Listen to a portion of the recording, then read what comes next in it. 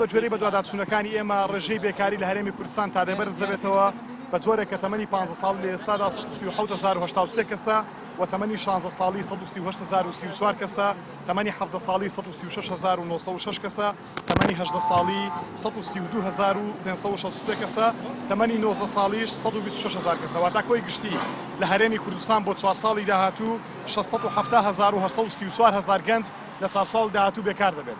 سەرباری ئەوەی کە لە ئێستادا لە زانکۆ پەیمانگاکانی هەرێمی کوردستان خەریجێکی یەکجار زۆرمان هەیە، سەرباری ئەوەی کە ڕێژەی بێکاری خۆی لە ئێستادا نزیکە لە 250 بۆ 300,000 کەس، واتە لە 4 ساڵی داهاتوو تەزەخمومی بێکاری لە هەرێمی کوردستان دەگاتە سەروی ملیۆنێک کەس.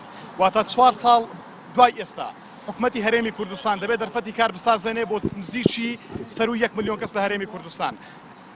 هەڵبەت ئەمە کێشەیەکی یەکجار گەورەیە، ئەم کێشەیە تا ئێستا چارەسەر نەکراوە و معالەجە نەکراوە. حکومەتی هەرێمی کوردستان تا ئێستا خەمخۆرێکی جدی نەبووە بۆی کە بتوانێت کێشەی بێکاری لە هەرێمی کوردستان و کێشەی گەنجان چارەسەر بکات. ئەمە وای کردووە کە نەبوونی دەرفەتی کاری یەکسان و نەبوونی دەرفەتی کار بۆ گەنجەکانمان گەنجێکی زۆر هەرێمی کوردستان بەجێ بهێڵن.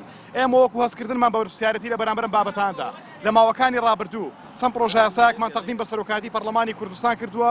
لە چوارچێوە پرۆژە یاسانەدا یەکێک لە پرۆژە زۆرگرینگەکان هەمواری ژمارە 2 ساڵی 2011 کە پرۆژە یاسای سندوقی قەرزی بچووکە.